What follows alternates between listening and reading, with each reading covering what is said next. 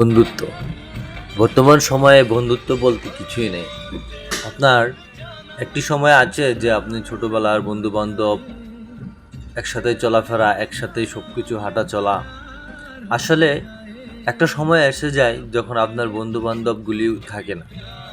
সময়ের সাথে সাথে ধাপে ধাপে বন্ধু বান্ধবগুলি হারিয়ে যায়।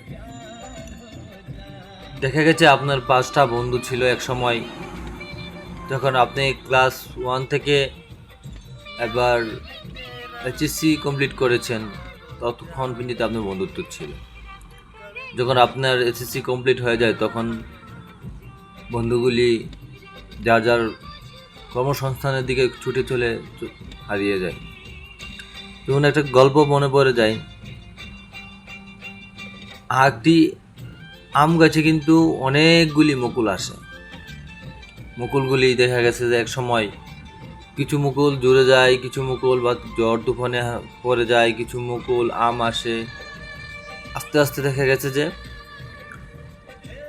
এক সময় ঝড় তুফান সব কিছু মিলে কিছু আম টিকে যায়। তেমনি বন্ধুত্ব একই রকম, একই অবস্থা। কিছু বন্ধু আছে স্বার্থের জন্য আপনাকে ভুলে যেতে পারে, কিছু বন্ধুত্ব আছে আপনার পজিশনের দোহাই দেখিয়ে সে আপনার থেকে দূরে চলে যাবে। কিছু বন্ধুত্ব আছে যে আপনাকে না ভুলে যাবে না, সে আপনার শৈশব কৈশোর মিলেমিশেই আপনার সাথে চলাফেরা করার চেষ্টা করবে। আর কিছু বন্ধুত্ব আছে সময়ের সাথে সাথে পাল্টে যায়। তারা কোন বন্ধুত্বগুলি জানেন? তারা হচ্ছে যারা স্ট্যাটাসের চিন্তা ভাবনা করে, যার সাথে আমি শৈশব কৈশোর কাটিয়েছি, আজ সমাজে কাছে স্ট্যাটাস খুঁজতে গিয়ে সে সব বন্ধুত্বকে মেরে ফেলে দিয়ে দিই। আমি সেই বন্ধুত্বদেরকে বলছি, আসলে যার সাথে আমার শৈশব কৈশোর কাটিয়েছে তাদেরকে ভোলাটা অসম্ভব।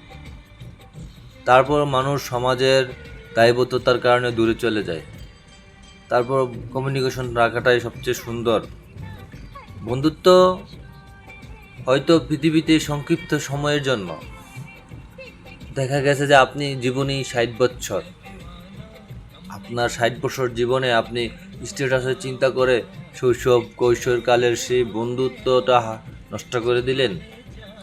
দেখা গেছে আপনার দূরে, অনেক দূরে বন্ধুত্ব হয়ে গেছে, আপনার স্ট্যাটাস সময়ে সমানে সমানে বন্ধুত্ব হয়ে গেছে। কিন্তু আপনার মৃত্যুর পরে কিন্তু ওই যে আপনার বাল্যকালের বন্ধুরা যদি বেঁচে থাকে, তারাই কিন্তু আপনার সমাধিতে, জানাজায়, কবরে, সব স্থানেই থাকবে। আর আপনি সমাজের যে স্ট্যাটাসের চিন্তা করে ওই কৈশোরকালের যে বন্ধুত্বর কথা চিন্তা ফেলে দিয়ে, যে স্ট্যাটাসের চিন্তা করে দূরে ঠেলে দিলেন ওই বন্ধুত্বকে, আসলে ওই বন্ধুত্বটা আপনার বিনষ্ট হয়ে গেল। তো যারা বন্ধু মহল আছেন তাদেরকেই বলছি, কখনো শিশুকালের কৈশোরকালের বন্ধুত্বকে বিনষ্ট করবেন না। একটা সময় আছে হয়তো আপনি ডাক্তার ইঞ্জিনিয়ার, বন্ধুত্ব কিন্তু ডাক্তার ইঞ্জিনিয়ার মাঝে থাকে না।